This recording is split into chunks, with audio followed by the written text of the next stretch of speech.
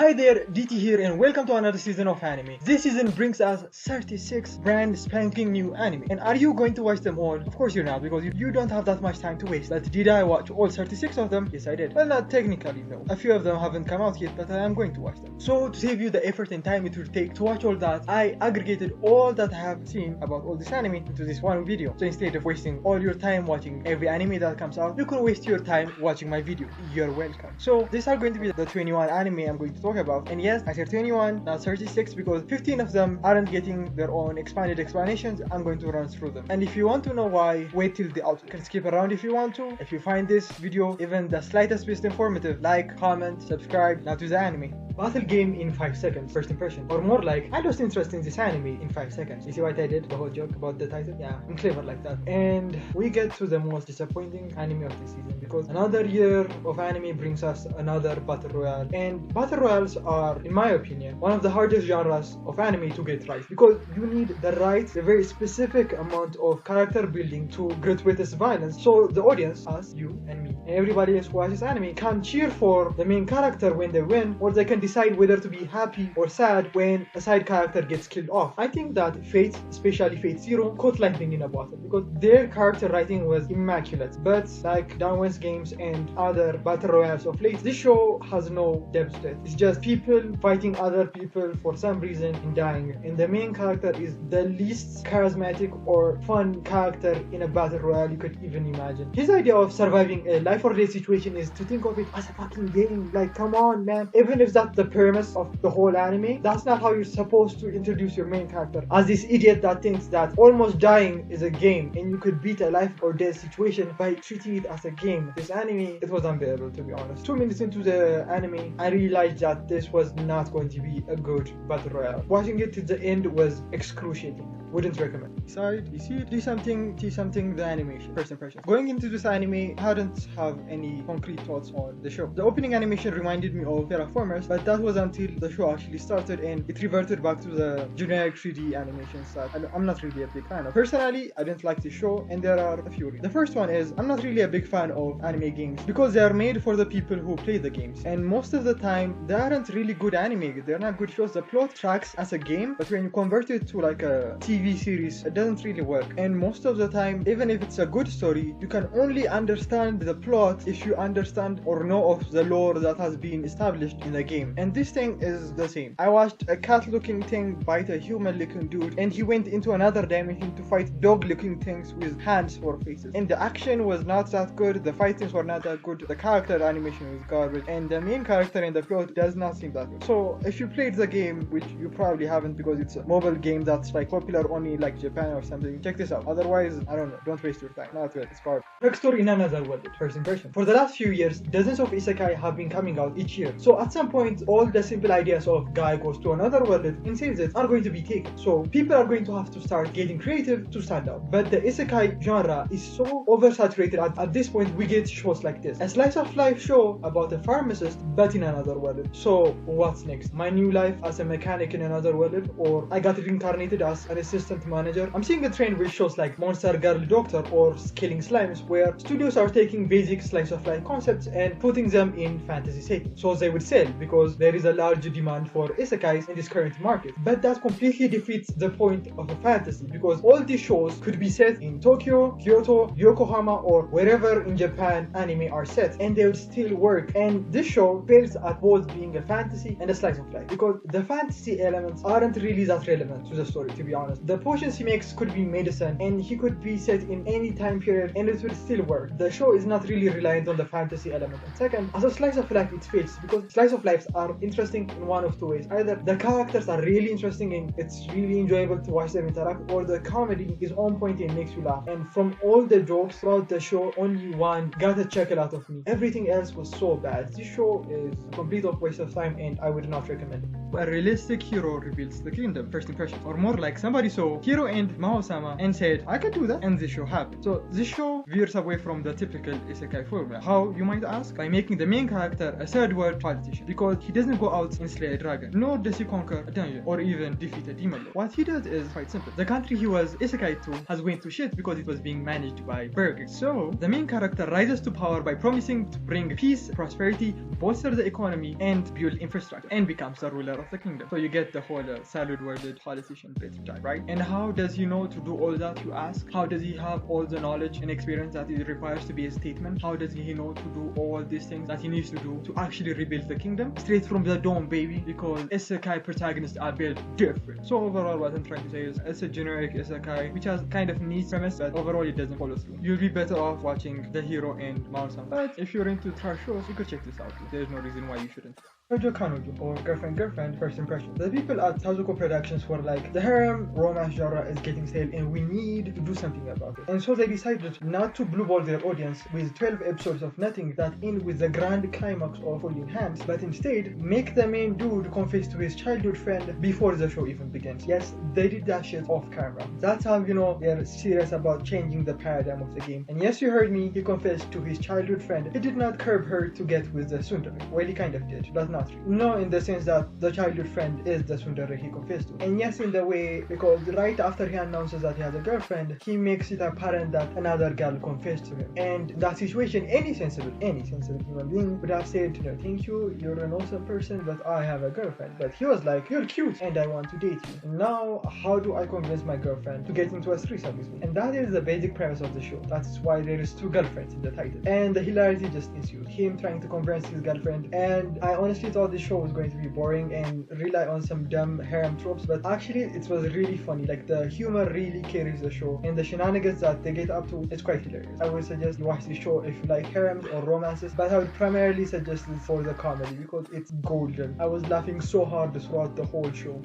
Lessons with Iromachi Onesa. First impression. Watch a depressed millennial try to entertain Gen Alpha, like half the people on TikTok. If you want a mental image of his personality, picture Mr. Rogers with high-functioning depression and a drinking problem. And if you're too young to get that reference, so am I. I only know about him because of the Tom Hanks movie. This is Mr. Rogers. I'm not that old. When I watched Glass Reflections, What Will I Be Watching, he said that the humor in the show is going to make or break the show. And he was absolutely right. When he went from a bundle of joy full of light and hope to an absolute nihilist, if it felt like Whiplash, the show wouldn't have been entertaining. But they managed to do the comedy in a very seamless manner, which is very entertaining and really amazing to watch. So if you want to see a grown-ass man traumatizing some children, check this show out.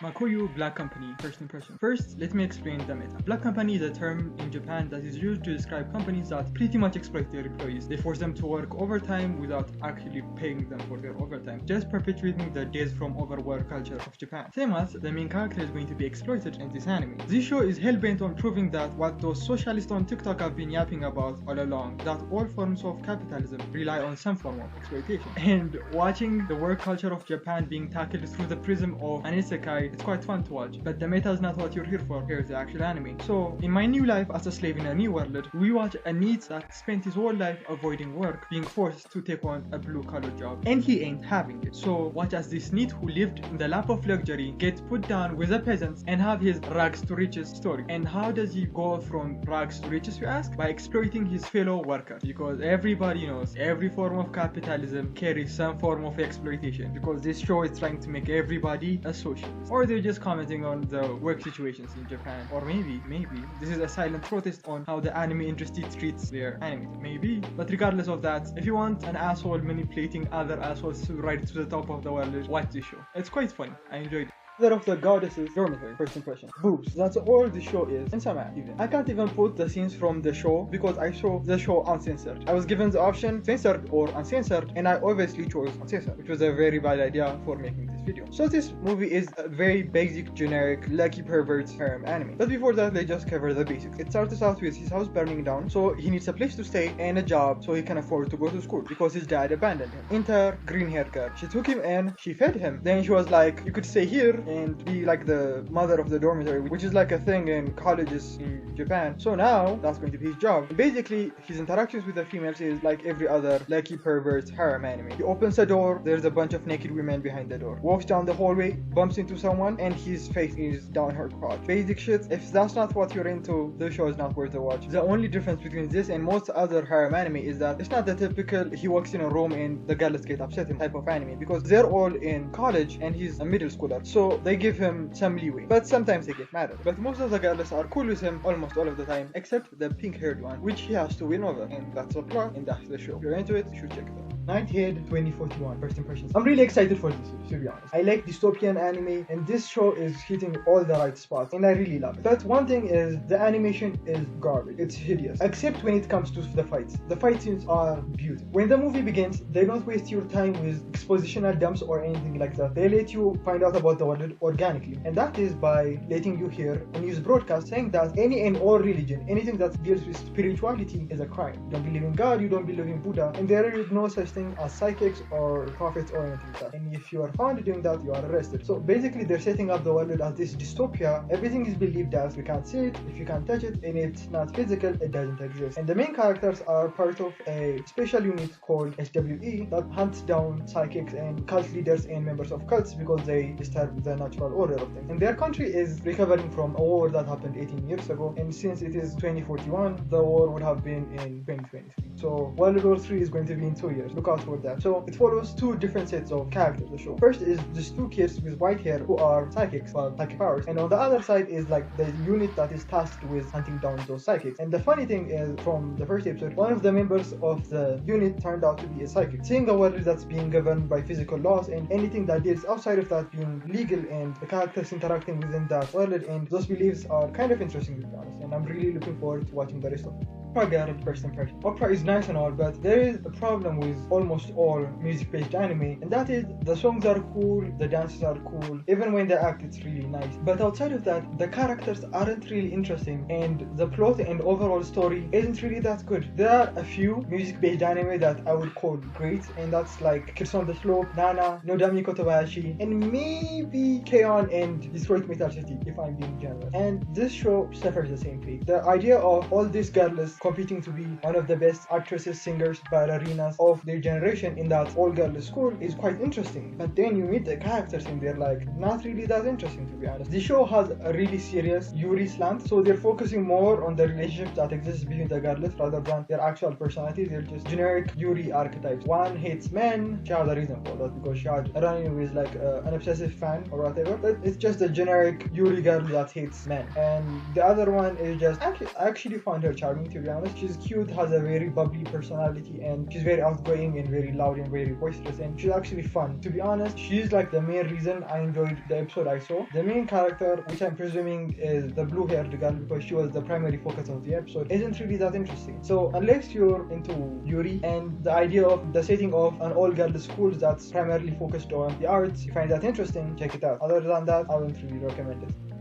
Boy Riverside first impressions. This show was inspired by the folktale of an old woman finding a child in a giant's peach who turned out to be a divine demon slayer. And Ajin Productions heard that and they were like, we could do that. And so they were like, so we're going to make a pseudo-historical retelling of Momotaro's story. And they were like, nah, we were thinking more like divine demon slayer boy goes brr. And so they did. And if you want to know more about Ajin Productions or any of their anime they made, check out my Discovering Anime Studios here on TikTok and over on YouTube. Yes, shameless plug, I know. You can scroll by a few TikToks and find them on my TikTok, or you can find the full video on my YouTube. But this show is really fun. It doesn't have much of a plot currently, but I think they're developing the plot slowly. But for now, there is an ungodly amount of violence and action. So if you're an action fan, I would really recommend this show because right off the bat from the first episode, the gore, the deaths, it was epic. So action fans, you should check this out.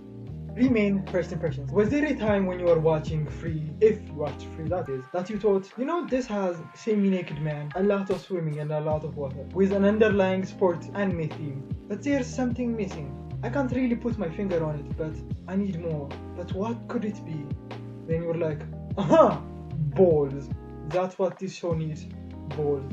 And then you get Remake. But all jokes aside, even though from the opening scene and the pretty voice in the anime, you would think it would be a copy of Free, but even from the first episode, you can see that this show has significantly more substance than Free had. And I can already see the Free fans coming from my throat. And to them, I say, all the characters in Free were generic anime boy archetypes, so calm down, okay? But seriously, this show starts off with the main guy coming out of a coma and having forgotten the last 3 years of his life. And it would appear that he played polo in that time, which honestly, a really dumb sport. Going into this anime, I didn't think I would like it because it was based off a sport that is completely unamusing, to be honest. But the character interactions and the overall plot was really interesting, and honestly, this show looks like it would have depth, and I'm looking forward to watching the rest of it. Make our lives first impression. Remember that show where the main character gets to relive his high school years because a traumatic experience derailed his life, and now through re-experiencing his youth and watching wide-eyed kids talking about their lives, their futures, their hopes and dreams, he learns to love life again and comes to terms with his trauma and even finds love? Well, this is the watered down version of that. Instead of the guy being traumatized and his life being derailed, he's just a loser that his life never went anywhere. So basically the show starts out with him saying that he's broke and he is moving back to his parents' house because he quit his 9 to 5 to pursue a career in game development. But then you find out later that he had the chance to go to art school to become a graphic designer for games, but he decided not to attend. So this anime is basically the road not taken, the anime, because basically his life never goes anywhere because he never took a risk in his life, and the one time he took a risk, he failed. So now what happens is, after his life falls apart, he's back at his parents' place and he gets a new job. When he's out looking for a new job, he finds a chick that he thinks is going to kill herself, which she wasn't. After clearing up that misunderstanding, she gives him a job, which is great for him, until he loses his job, which was like his rock bottom. Then he was like, this is the end, life is so horrible. Then he wakes up and he just graduated high school and he got accepted to his dream university, and he gets to relive his life, like the title, Remake My Life. And this show was really dumb. Sitting through it was unbearable, and the audacity of the studio to make the first episode a 50-minute two-parter, like, who do you think you are that people would just sit down and watch your garbage anime for 50 minutes? I was in actual physical pain trying to watch this show. I would not recommend anybody with a functioning brain to watch this. Your brain cells will die. That was my rant. Do not watch this. Scarlet Nexus, first impression. This is another game anime, or anime that adapted from a game that's coming out this season, but unlike the previous ones, I actually like it. And the reason is, it's actually a good story. Not in the sense that the story overall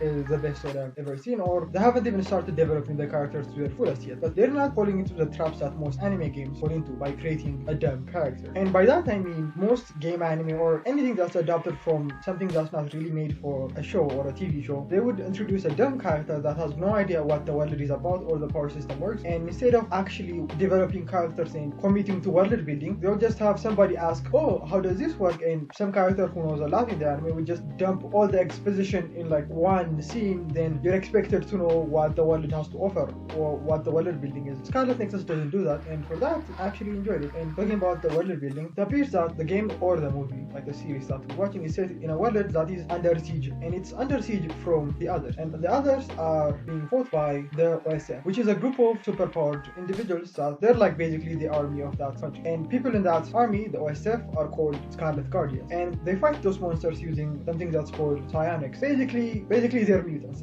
They have like kinetic abilities, they have like pyrokinesis, telekinesis, everything you can think of. And the first episode was actually really interesting. I liked the world building, I like how they set up the characters and their interactions, and it looks really interesting, and I have great hopes for this. It could be something interesting down the line. My one problem with the show is the animation could be very jank at some point. It's really garbage at some points. The animation at some point is like really amazing during the fight and all that, but at other points it's kind of very ugly. But they make up for that through the character designs of the others. Those monsters look really cool.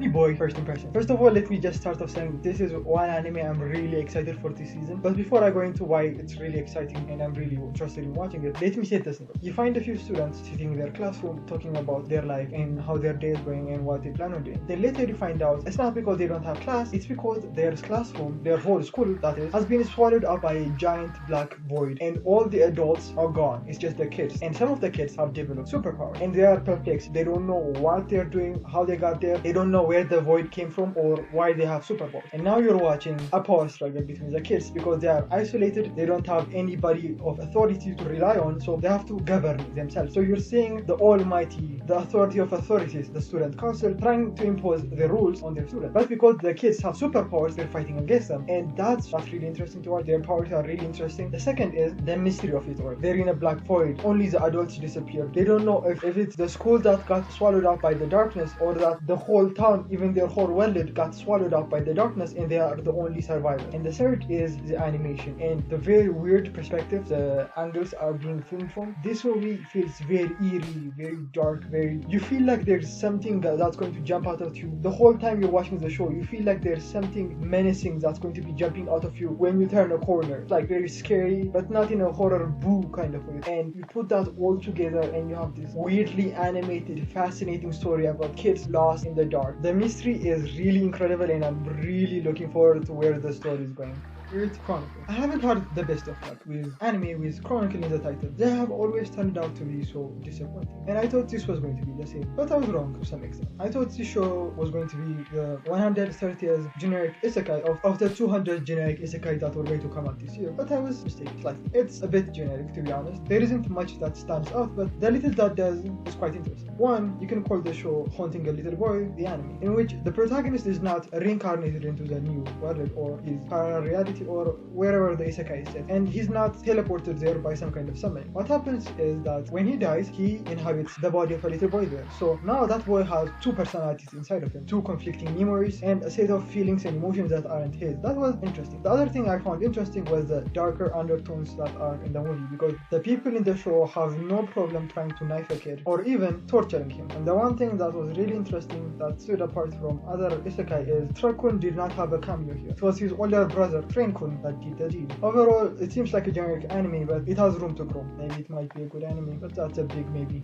Equity of White Sand, first impression. Before I go into anything, I'm going to make a definitive statement by calling this the prettiest anime this season. Artistically and aesthetically, this show works masterfully. The background shots are amazing, the character designs look so cute, and even like the music choices, they chose to reflect the personalities of the main characters, the two girls, based on the music that plays when they are on scene. The show is about two girls, one brunette and one blue-haired one. The brunette is more quiet and demure, and she's a more contained person, and the music that plays when she's going through her personal journey, it's very quiet and somber and very elegant. And when the blue girl is on screen, it's the music, it's loud, it's funny, it has like a pep in its step, it's vibrant just like her. And this show makes so much sense aesthetically, but the plot is kind of a very slow burn. So if you're looking for a fast-paced story, this ain't it, because in the first episode very little happened, but what little happened gave me hope that this show could be very interesting across the entire season. Overall, the plot is going to be very prolonged over like the whole, I think it's like 12 episodes, because in the first episode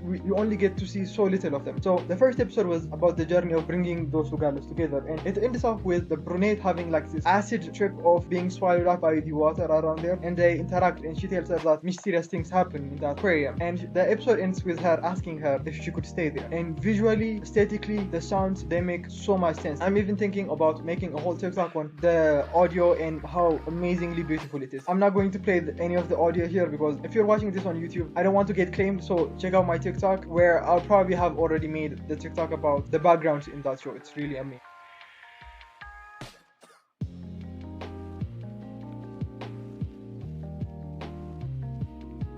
Case study of Vanitas. The first time I read the title when I was watching the trailer, I misread it as the case study of vanity, and I thought, because all the characters were like really pretty, is this going to be a very introspective look into people's vanity and how beauty is perceived? But it's not that deep. I honestly, first time I saw the episode, I was expecting something very deep and philosophical, but it's just about vampires, and pretty ones at that. The main dude is just a vampire doctor. Honestly, the show was fun, but because of the expectation I had, it was kind of disappointing, honestly. But it was fun overall. The action was really cool, and the setup for the story is there's this guy called Vanitas. The show is named after him, and he was born with blue eyes because he was born under the blue moon. Most vampires are born under the red moon, so obviously he got discriminated against and he got kicked out, and he swore revenge on them. So you're thinking he's going to be like the villain of the story, and the grimoire he created was going to be used to destroy the vampires. And when initially he attacked the woman, you think, okay, obviously he's the villain, but it actually turns out that the guy who has the grimoire is using it to help vampires, and it's really cute and funny. Overall, it's really nice.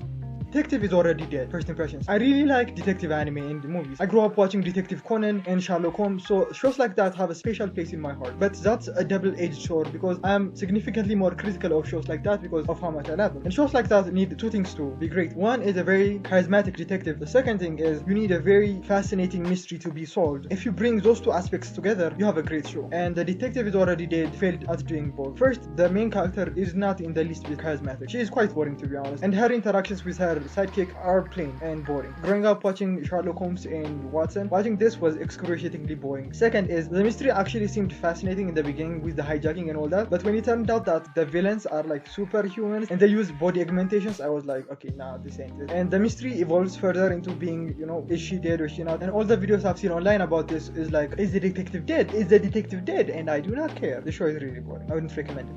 Look of Death and his Maid, first impression. Have you heard of the story where like the king gets the powers to turn everything he touches into gold, but one day he accidentally touches his daughter, turning her into a gold statue, making him regret his life choices? This show is something like that, but instead of everything he touches turning into gold, every living thing he touches dies. I don't really know where I was going with the whole touching things and making them into gold metaphor, but there could be parallels drawn if you try real hard and grasp at straws, but whatever. He can't put his hands on any living thing without killing it. So imagine the kind of isolation that he lives in. He can't be intimate with anybody, he can't let anybody get close to him because he might accidentally kill them. And if he was to let somebody close to him, he would live in constant fear of losing that person, or the people closest to him might live in constant fear of him. So consider all that emotional and mental turmoil and then add a cute waifu into the mix. And this show proves two things. One is that even the most morbidly depressing of premises can become cute and funny if you add a busty blonde bimbo into the mix. And two is, sexual harassment is okay as long as it's a woman doing it. Even in the first episode, it's kind of mixed, to be honest. There are scenes which are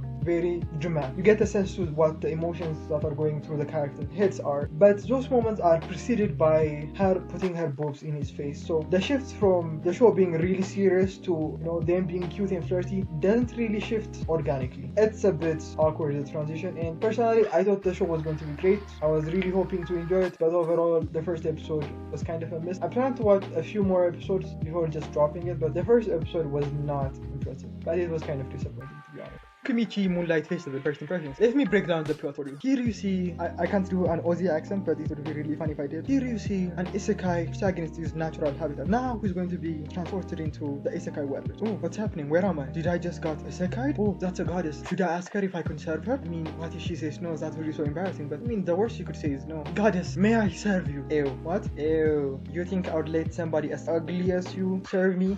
Don't even joke like that. You're so pathetic. Go away now. And here is how the story of the incel protagonist started. The journey of a man rejected by a goddess. And it's really funny, the goddess calling him ugly, to be honest. You check it out. DT here again, and you're here at the outro, which means you either watched the whole video, and if you did, thank you for the watch time, or you're such a mad lad, you skipped from the intro right to the outro. So why did I talk about only 21 anime? Simple, because some of these don't need their own video, and especially two shows haven't come out yet. As at the time of recording this, it is the 19th at 10:30 at night, and I'm dying, to be honest. But regardless, Jahi-sama and the deities only know peace haven't come out yet, so unfortunately I will be making videos on them. But as soon as those shows air, I'm going to make a video on my TikTok. Yes, I'm going to shamelessly plug right now. Check out my TikTok, it's enjoyable, so check it out if you want to, that is. And from the shows that have come out, 15 of them, well actually 13 of them, don't really need their own video. The first is My Boyfriend is a Firefighter. This isn't even an anime, it's like a hentai, but it was grouped under anime for some reason, so it was kind of mid. Ori Tasomoshi. This was absolutely hilarious, you should check it out. It's about cats that could talk. Every episode is like 2 minutes, you could just like sit down and watch it in one go. It is absolutely hilarious and you should watch it. But the others, if you don't know anything about them, initially you can't be invested for several reasons. The first is spin-offs. A spin-off of Madoka Magica and the girl that wants to, you know, fuck her brother is getting an anime. So if you don't watch the shows the original shows they were based off of, you won't know what's happening. And the second ones are what I call franchises. Shows that are built from franchises, like Love Life, which is getting like, I don't know, 5th or 6th season at this point, or this Robo Arc, which is part of a grander, bigger franchise. If you don't know that, you're not going to enjoy watching this because you're not going to know what's happening. And this Idolish thing, it's also like on its 7th season, so if you don't know the franchise, you're not going to enjoy this. And Higurashi When They Cry is also grouped under spin-offs and sequels, because the spin-off of Higurashi is getting its 2nd season. And talking about 2nd seasons, My Next Life as a Villainess is getting on sequel, which completely defeats the point of the 1st season, but whatever. I'm Standing on a Million Lives is getting its own 2nd season, and also Misko Tobahashi's Dragon and Slime Isekai are getting their own sequels. And a show I have never heard of before, I don't even know how to spell the name, this show is getting 2nd season. So only the people who who have seen the first seasons or know of the franchises of the shows I talked about can be invested in the show. So I'm not really including them in the new anime that's coming out this season. So that's it. That was the reason why I didn't include them. If you found this video remotely entertaining or informative, please like, sub, and all that. Thank you for watching, if you got to this part, that is. And I hope you learned something new, because this is the only place on YouTube you can get a proper animation. If you didn't, that's several minutes of your life wasted and you're not getting it back. Okay, ciao.